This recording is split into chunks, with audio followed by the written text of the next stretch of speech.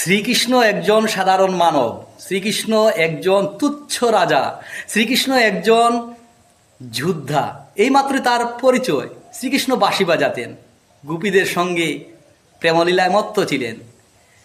ওই কথাই অনেকে বলছেন, আমি শুধু বলছি না, কলির ঝাড়া কলির নেশায় আচ্ছন্ন রয়েছেন ওনারা মন গড়া যুক্তি উপস্থাপন করে ভগবান শ্রীকৃষ্ণের এইভাবে মন গড়া সমালোচনা করে নিন্দা অপবাদ ছড়িয়ে বেড়াচ্ছেন, তাই না?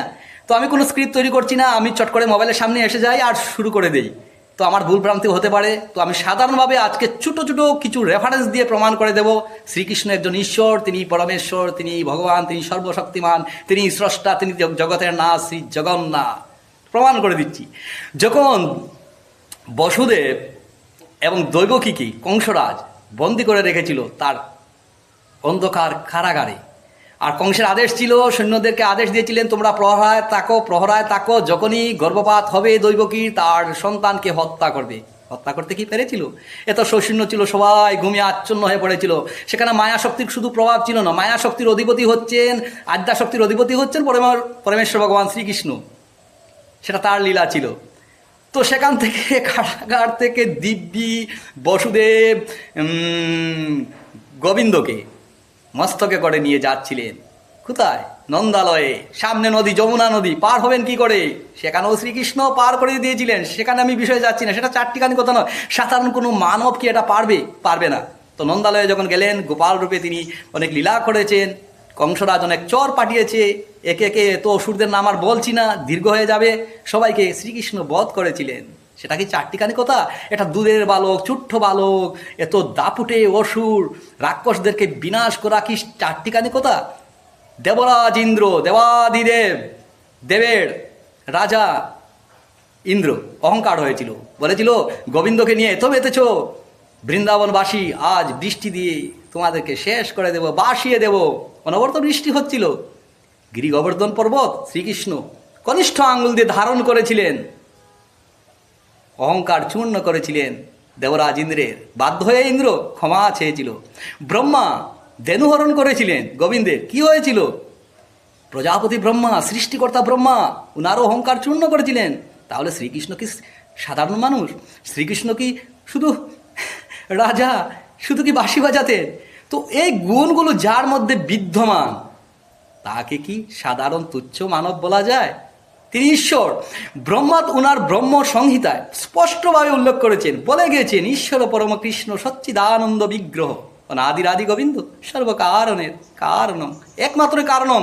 তিনি গীতার উপকার, যে গীতা উপহার দিয়েছেন বিশ্বনন্দিত এবং বন্দিত, যে গীতা জীব শিক্ষা হেতু, আর কেউ কিন্তু এরকম গ্রন্থ উপহার দিতে পারেননি। মহাদেব কৃষ্ণ প্রেমে বিভোর ছিলেন, পরম বৈষ্ণব।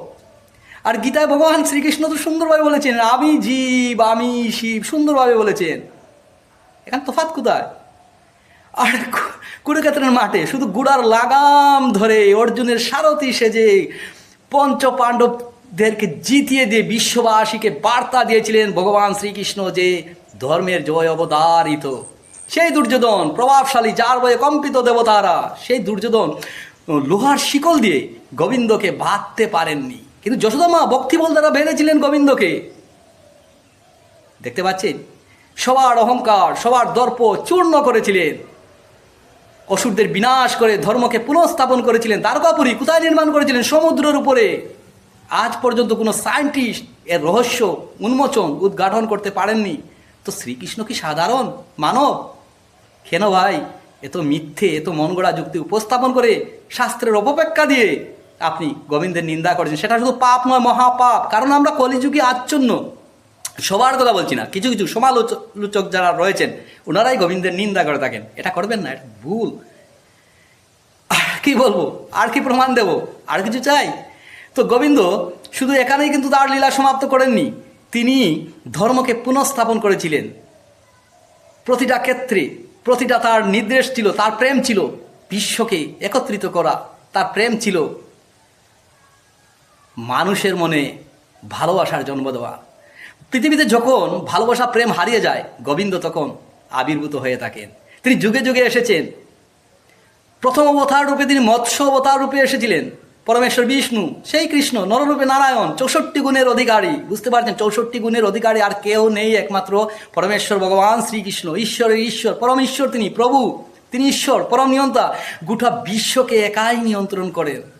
আর কি বলবো, তার নামের শব্দের অর্থ কি? শ্রীকৃষ্ণ।